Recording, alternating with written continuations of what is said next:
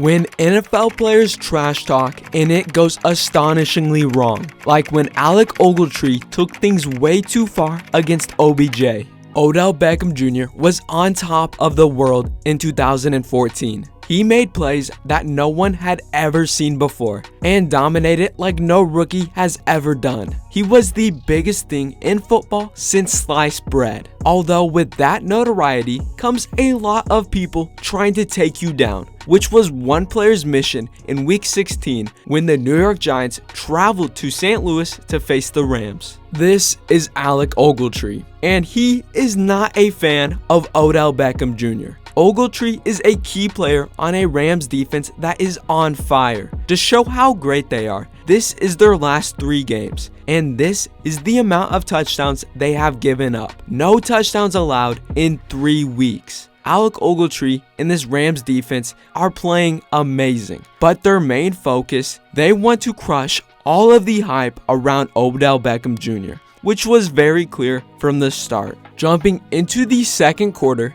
the Rams have brought the heat, but Odell has done well so far with 24 receiving yards and a touchdown. Now with 2 minutes and 10 seconds left, Giants leading 20-10, Odell makes a catch and is running out of bounds. Then Alec Ogletree takes a cheap shot. And this may be a flag.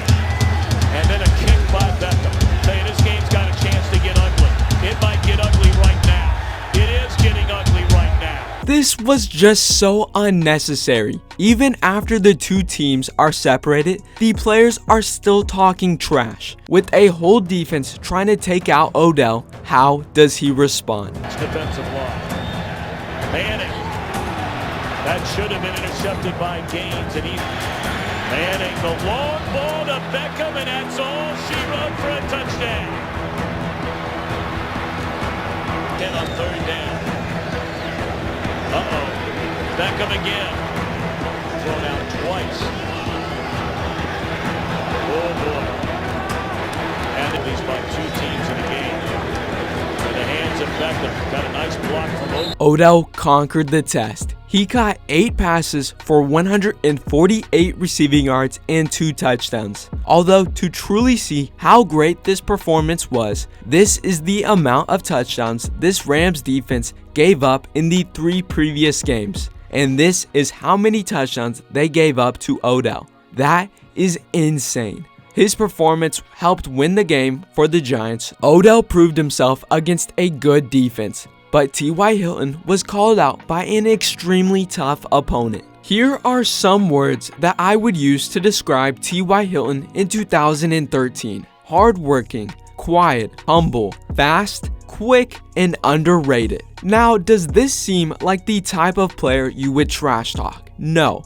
For most people, no. Although one player had it out against him in Week 5 when the Colts took on the Seattle Seahawks. T.Y. Hilton is one of the best young receivers in the league going into this matchup, but the player that called him out is Brandon Browner, the 4th member of the prolific Legion of Boom. Standing at 6'4" and 220 pounds, Brandon Browner is a hard-hitting and cutthroat cornerback. With his help, the Seahawks are the best secondary in the league. Although, before the game, Brandon Browner went up to T.Y. Hilton and said that he was light as Now, whether that statement is accurate or not is up in the air. Although one thing is clear, T.Y. Hilton took those words personally. He is enraged and ready to prove himself.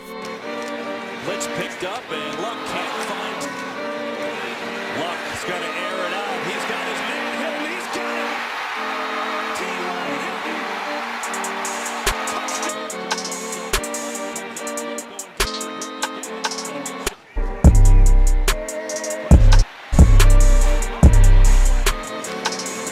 Luck, he's going to take a shot going for the end zone. And he's got it. And 11 for Luck. He finds Hilton. Luck in trouble. Steps away. T.Y. Hilton had 140 receiving yards and 2 touchdowns. When asked about his performance, Hilton said, "He made me hit that light switch that nobody's seen." Which is completely true. To show that, this is a graph of the most points given up by the Seahawks in 2013. But now, if we reveal which team put up the most points against the secondary, T.Y. Hilton and the Colts. It does not matter how much T.Y. Hilton weighs. Brandon Browner should have probably stayed quiet. The exact same thing Mac Jones should have done. Mac Jones is a very cocky player, which is something that he can get away with because he did lead his team to the playoffs and made the Pro Bowl as a rookie. But sometimes it goes terrible for him, which is exactly what happened when the Patriots faced off against the Ravens in Week 3 of the 2022 NFL season. This is Patrick Queen. In his 3rd year, he is playing his best football. He makes his presence felt everywhere on the field as the leader of the Ravens defense. And jumping into the 3rd quarter, it has been very back and forth. The score is 14-13 with the Patriots knocking on the Ravens end zone. Mac Jones tries to find his receiver and Patrick Queen reads it like a book, but he bobbles the ball and drops it. Then the very next play, Damian Harris runs it in for a touchdown. Mac Jones got away with one there. Despite that, he made sure to get in Patrick Queen's face.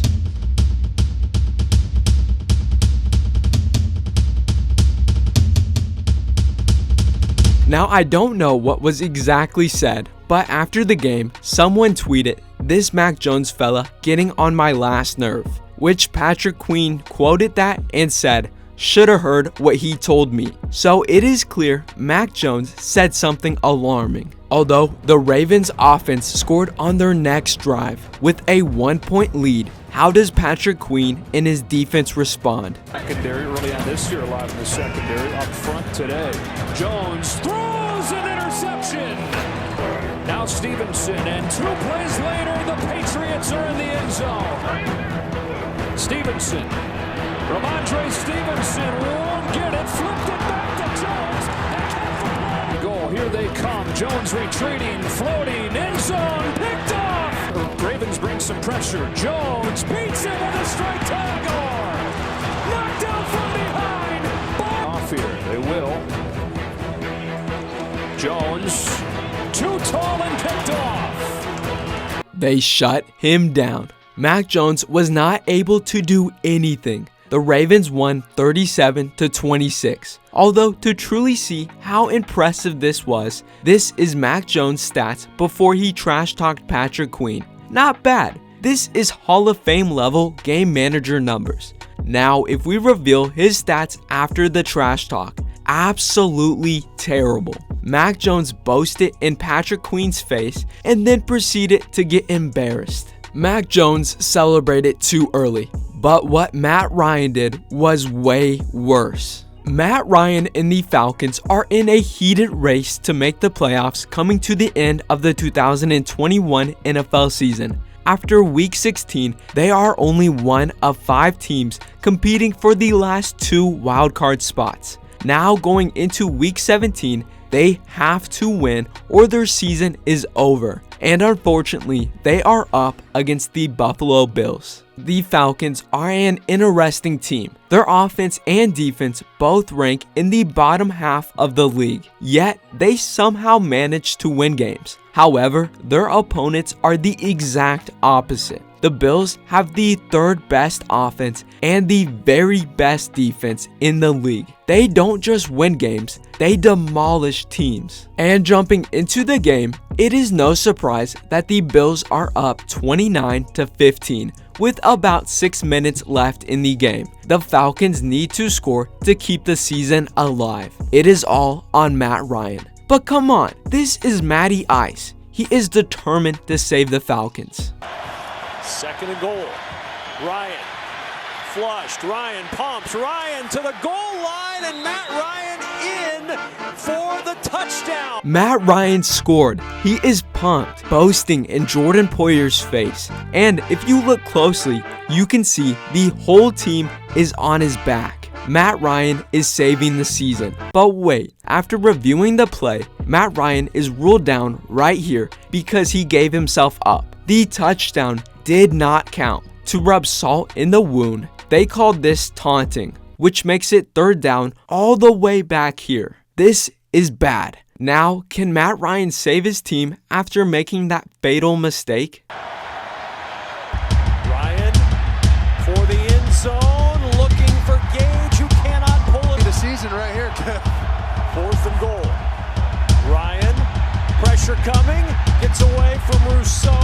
Ryan on the run, floats it for the end zone, a jump ball deflected away. They turned the ball over, and Matt Ryan did not get a chance to have it back. All he had to do was stretch out a little bit more and he would have scored. The Falcons lost and ultimately missed the playoffs. Matt Ryan scored and boasted in Jordan Poyer's face and then was made a fool.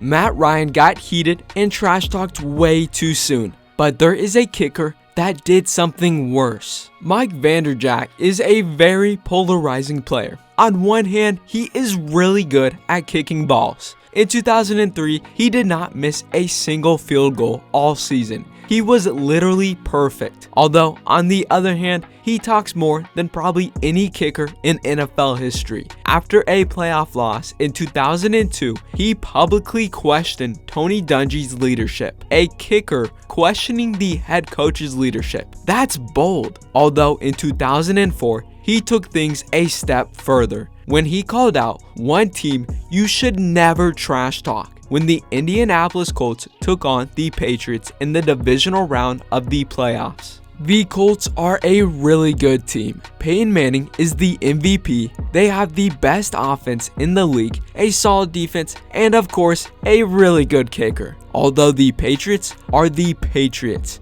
a well-oiled machine, they are the reigning Super Bowl champs. Their offense, led by Tom Brady, is 4th best, and they have the 2nd best defense. They are arguably the best overall team in the league, although one player does not think that. When Mike Vanderjagt was asked about the Patriots, he said, "I think they're ripe for the picking. I think they're not as good as the beginning of the year and not as good as last year." Some pretty bold words from Mike Vanderjagt. You hear that, Peyton Manning? Your kicker thinks the Grand Patriots are ripe for the picking. So, are they? First snap of the game.